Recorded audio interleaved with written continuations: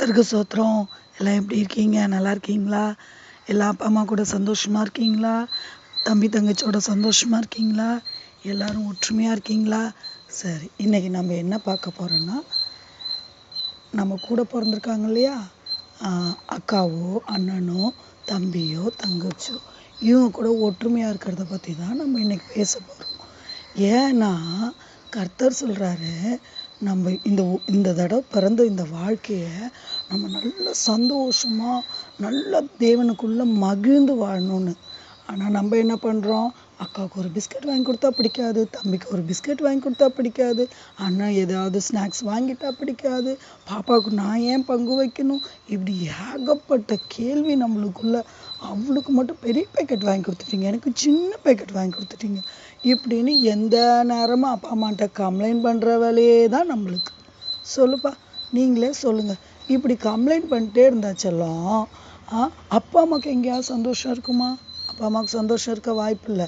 அப்பா அண்ணன் என் பிஸ்கட் எடுத்துக்கிட்டான், அக்கா அண்ணன் என் பிஸ்கட், அக்கா என் பிஸ்கட் எடுத்துக்கிட்டான், அண்ணன் என் பிஸ்கட் எடுத்துக்கிட்டான்னு இப்படியே குறை சொல்லிக்கிட்டே இருந்தீங்கன்னா கர்த்தருக்கும் பிடிக்காது, அப்பா அம்மாவுக்கும் மனசு கஷ்டமாகும்.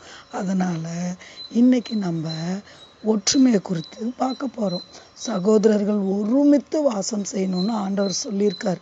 இன்னொரு இடத்துல அப்பா அம்மா ஏதாவது ஒரு வேலை சொல்லுவாங்க, போயிட்டு அந்த ரூமை பெருக்குமா, அந்த ரூமை க்ளீன் பண்ணுமா அப்படின்னு சொல்லுவாங்க. ஆனால் நம்ம என்ன செய்வோம்? நல்லா யோசிச்சு பாருங்க. ஏன் அக்கா பெருக்கக்கூடாதா?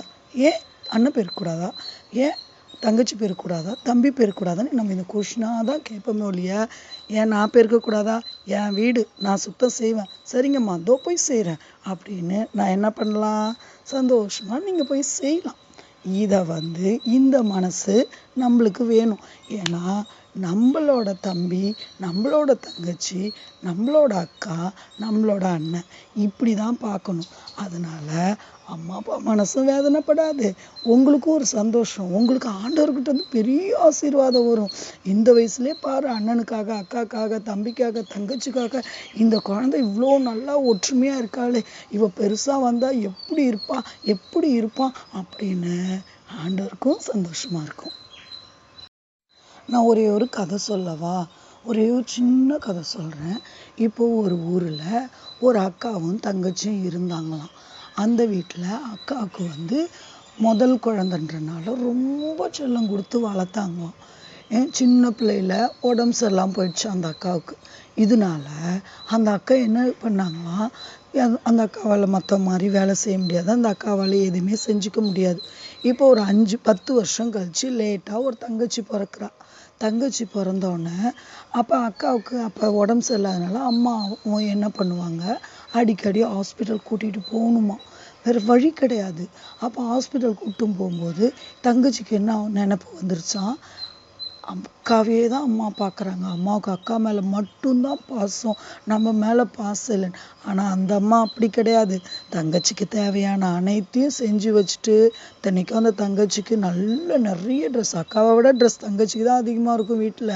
அது மாதிரி தங்கச்சிக்கு காதில் கம்மல், நல்ல மணி, நல்ல மோதிரம்லாம் வாங்கி கொடுப்பாங்க. எல்லாமே தங்கச்சிக்கு நல்லா செய்வாங்க. ஆனால் தங்கச்சி மனசு எப்படி பதிஞ்சிருக்கு? அக்காவை தான் பார்க்குறாங்க, நம்மளை பார்க்கலன்னு. அப்போ அம்மா செஞ்ச எந்த நன்மையும் தங்கச்சி கண்ணுக்கு தெரியல. அப்போ இப்படியே போய்கிட்டு இருந்தோடனே ஒரு பீரியடில் தங்கச்சி வளர்ந்துக்கிட்டே வராங்க. தங்கச்சி வளர்ந்துக்கிட்டே வந்தோடனே அவங்க தங்கச்சி அம்மா செஞ்ச எந்த நன்மையும் வாங்கிக்கல, புரிஞ்சுக்கல, அம்மாவோட பாசத்தை தெரிஞ்சுக்கல. இப்போ தங்கச்சி ஒரு 7th வந்துட்டா, 8th வந்துட்டா, ஃப்ரெண்ட்ஸு சர்க்கிள் கிடைக்கிறாங்க. இப்போ தங்கச்சிக்கு எப்படின்னா, ஃப்ரெண்ட்ஸுங்கள்கிட்ட ஷேர் பண்ணுறாங்க. தங்கச்சி எங்கள் அம்மா எங்கள் அக்காவையே தான் பார்க்குறாங்க, எங்கள் அக்காவையே தான் கவனிச்சிக்கிறாங்க அப்படின்னு ஃப்ரெண்டுக்கிட்ட சொன்னோன்னே, அப்போ ஃப்ரெண்ட்ஸ் எப்படி நம்ம சொல்கிற நம்மளோட வேதனையை ஷேர் பண்ணுறவங்க, நம்மளுக்கு பெருசாக ஆலோசனை சொல்கிறவங்க பெரியவங்களாக இருந்தால் பரவாயில்ல, சொன்னதே தங்கச்சி வயசில் இருக்க ஒரு குட்டிஸ்ட்டை தான் சொல்கிறாங்க. அப்போ இந்த தங்கச்சி ஃப்ரெண்ட்ஸ் எல்லாம் என்ன சொல்கிறாங்க, ஆமாம், ஏன்னா அவங்க நல்லதை சொல்லி கொடுக்க தெரியாது, சின்ன வயசு தானே. அப்போ ஆமாம், என்னோட அம்மா எங்கள் வீட்லேயும் இப்படி தான், உங்கள் வீட்லேயும் இப்படி தான், அப்படி தான் நடக்குதா அப்படின்னு இவங்களுக்குள்ள ஒரு ஸ்டோரி போகுது. இப்போ தங்கச்சி எப்படி வீட்டில் வெளியில் போய் ஃப்ரெண்ட்ஸோட பழகிட்டு வீட்டுக்கு வரும்போதுன்னா அக்கா வந்து ஒரு எதிரி எப்படி பார்க்குறாங்க, அக்கா ஒரு எதிரி இப்படி பார்த்துட்டாங்க. இந்த மாதிரி பார்க்க பார்க்க பார்க்க இப்போ எப்போதுமே அக்கா வந்து அக்கா கிட்ட பேசுறதை குறைச்சாச்சு, அக்கா கிட்ட விளையாடுறத குறைச்சாச்சு, அக்கா கிட்ட போகிறதையும் குறைச்சாச்சு. இப்போ இந்த மாதிரி குறைச்சதுனால அக்கா வந்து நான் நிஜமா சொல்கிறேன், அக்கா வந்து ரொம்ப பாசம். தங்கச்சிக்கு அக்காவுக்கும் 10 வயசு வித்தியாசனால அக்கா வந்து உப்பு மூட்டை ஏற்றி விளையாட வைப்பாங்க, நல்லா தங்கச்சியை குளியாட்டி தங்கச்சியை மேக்கப் பண்ணி அது ஒரு என்ஜாய்மெண்ட்டாக அக்கா செஞ்சாங்க. ஆனால் தங்கச்சியோட பார்வையில் எப்படி இருக்குது, அக்கா என் அம்மா செஞ்ச நல்லதையே புரிஞ்சிக்கலன்னும் போது அக்கா செஞ்ச நல்லது புரியவா போகுது. அப்போ அந்த வெறுப்பில் இதுதான் முக்கியம். நீங்கள் வந்து இப்போ அண்ணன் மேலேயோ அக்கா மேலேயோ தம்பி மேலேயோ தங்கச்சி மேலேயோ வெறுப்பை வச்சுக்கிட்டு நீங்கள் பார்த்தீங்கன்னா, போட்டியை வச்சுக்கிட்டு பார்த்தீங்கன்னா, பொறாமையை வச்சுக்கிட்டு பார்த்தீங்கன்னா இப்படி மட்டும்தான் இருக்கும். அதனால் அப்போ அக்காவுக்கும் தங்கச்சிக்கும் இந்த மாதிரி பெரிய பிளவு, ஐ மீன் பெரிய ஒரு பிரிவு வந்துருச்சு. பேசிக்கிறதுக்கு கிடையாது, பேசினாலும் அதில் வந்து பட்டும் படாமல் இப்படி வந்துருச்சு. இப்போ அக்காவுக்கு வந்து அடிக்கடி மயக்கம் வர்றனாலையும், அக்காவுக்கு என்ன உடம்பு சரியில்லைன்னு சொல்ல மறந்துட்டேனே, அக்காவுக்கு வந்து என்ன உடம்பு சரியில்லாமச்சுன்னா அக்காவுக்கு கொஞ்சம் மூச்சு திணற மாதிரி இருக்கும். சின்ன பிள்ளையிலேருந்து அந்த செஸ்ட் பெயின் வரும், இருதய வலி. அப்போ இந்த மாதிரி அதனால் பயந்துக்கிட்டு அம்மா என்ன பண்ணுறாங்க, பிள்ளைய எப்படியாவது காப்பாற்றணுமே அப்படின்னு ஹாஸ்பிட்டலாக அலைவாங்க. வீட்டில் எல்லாம் சமைச்சு வச்சுட்டு தான் போவாங்க. இதை வந்து புரிஞ்சிக்காமல் தங்கச்சி என்ன பண்ணிடுறாங்க, தப்பாக புரிஞ்சுக்கிட்டு இப்படியே வளர்ந்துட்டாங்க. இப்போ பெருசாயிட்டாங்க, அக்காவும் பெருசாயிட்டாங்க, தங்கச்சியும் பெருசாயிட்டாங்க. இப்போ தங்கச்சியும் அக்காவும் எப்படி இருக்காங்கன்னா, பாசமாக அக்கா கிட்ட போய் பேசினாலும் தங்கச்சி நீ எனக்கு வேணாம், இப்போ நேராக பேச ஆரம்பிச்சிட்டாங்க. முன்னாடி வந்து அப்படி நேராக பேசலை, இப்போ அப்படி நேராக பேசுகிறாங்க. இப்போ அது ரொம்ப பெரிய தப்பு இல்லை. அம்மாவுக்கு இன்னமும் சின்ன வயசுலேருந்து இப்போ வயசு பெரிய பிள்ளை ஆனதுக்கப்புறமும் நடுவில் பாதிக்கப்படுறது யார், அம்மா அப்பா தான். அவங்க அவ்வளோ வேதனைப்படுறாங்க. நான் 2 பேர் அக்காவை விட தங்கச்சிக்கு தானே நிறைய செஞ்சேன், அக்காவை விட தங்கச்சிக்கு தானே பார்த்தேன். ஆனால் தங்கச்சி என் சின்ன பொண்ணு என்ன பண்ணுது, என்னையும் அம்மாவையும் வெறுக்கிறாங்க, அக்காவையும் வெறுக்கிறாங்க. அப்போ இந்த மாதிரி கெட்ட சிந்தனை வரக்கூடாது. அதாவது சொன்ன ஃப்ரெண்ட்ஸு வந்து சின்ன பிள்ளைங்க, அவங்க சொல்கிறது எதுவுமே கேட்கக்கூடாது. ஏன் அம்மா எப்படி செய்கிறாங்க அப்படின்னு நீங்கள் நிதானிச்சு இருக்கணும். அதனால் இந்த கதை உங்களுக்கு என்ன புரிஞ்சுது, சின்ன வயசில் அம்மா அப்பாட்ட வளரும்போதே போட்டி போடாதீங்க. நான் ஆரம்பத்தில் ஒரு ஒன்று சொல்ல வந்தேன். அம்மா ஒரு வேலை சொன்னால் போட்டி போடாமல் பொறாமப்படாமல் சரிங்கம்மான்னு சொல்லணும். அதுதான் தாய்க்கு ரொம்ப பிடிச்ச விஷயம். அம்மா மனசை துக்கப்படுத்துகிற காரியம் செய்யக்கூடாது, அது நம்மளுக்கு ஆசீர்வாதம் கிடையாது. அதனால் இப்போ நீங்கள் என்ன பண்ணணும், அண்ணன் மேலேயோ அக்கா மேலேயோ போட்டி போடக்கூடாது, தம்பி மேலேயோ தங்கச்சி மேலேயோ போட்டி போடக்கூடாது.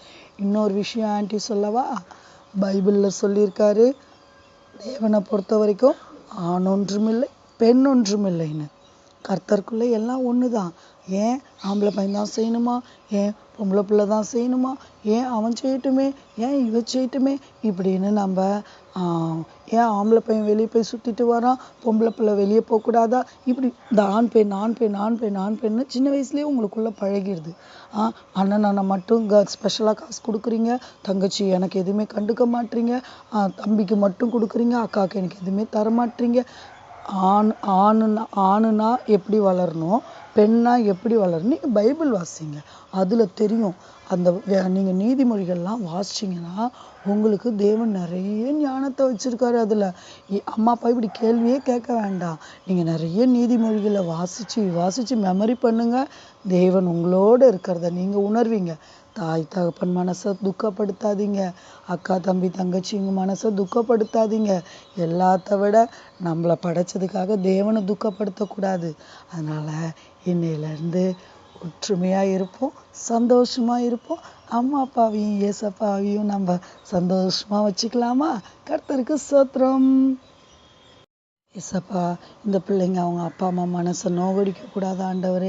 சகோதரருக்குள்ள ஒருமித்து வாசம் செய்யணும்னு நீங்க சொல்லியிருக்கீங்க ஆண்டவரே. உன் சகோதரரை 70 தடவை மன்னிக்க சொல்லியிருக்கீங்க ஆண்டவரே. தேவனே, சகோதரர் பேர்ல ஒரு குறை இருந்தா அதை நீ போயிட்டு ஒப்புரவாயிட்டு வந்து உன் காணிக்கையை தேவாலயத்துல செலுத்தணும் சொல்லியிருக்கீங்க ஆண்டவரே. இந்த பிள்ளைங்களுக்குள்ள ஒற்றுமை வரணும், இந்த பிள்ளைங்களுக்குள்ள ஒரு சமாதானம் வரணும். தேவனே, இந்த வீடியோ கேட்குற பார்க்குற ஒவ்வொரு பிள்ளைங்களுக்குள்ளேயும் ஒரு தேவனோட ஆளுகை இறங்கட்டும் ஆண்டவரே. அவங்களுக்குள்ள இருக்கிற கசப்புகள் வெளியேறட்டும், அவங்களுக்குள்ள இருக்கிற பொறாமைகள் வெளியேறட்டும். அப்பா, என் தம்பி என் தங்கச்சின்னு அந்த உணர்வுபூர்வமான அன்பு பெருகட்டும். தேவ அன்பு இவர்களுக்குள்ள இறங்கட்டும் ஆண்டவரே. தேவ அன்பு இவர்களை சமாதானமாய் வாழ வைக்கட்டும். தேவ அன்பு இவர்களை அப்பா ஒற்றுமையா வாழ வைக்கட்டும். இயேசுவே, உமது பிள்ளைகள் ஆண்டவரே. தேவனே, சிறு பிள்ளைகள் என்னிடத்தில் வருவதற்கு தடை பண்ணாதீருங்கள் சொன்னீங்களே, அவ்வளோ நீங்க நேசிக்கிறீங்க. உங்க சிறு பிள்ளைங்க அப்பா உங்களை போல அன்பை செலுத்துற பிள்ளைங்களா நீங்க மாத்துங்க ஆண்டவரே. உமது கிருபையின் கருத்துல பெற்றோர்களையும் ஒப்படைக்கிறோம், கேட்குற சிறு பிள்ளைகளையும் ஒப்படைக்கிறோம். எல்லோரையுமே ஆசீர்வதிங்க. அவங்கவுங்க வீட்டு தேவைகளை எல்லாம் சந்திங்க. இயேசுவின் மூலம் ஜெபிக்கிறோம் ஜீவனுள்ள நல்ல பிதாவே, ஆமேன்.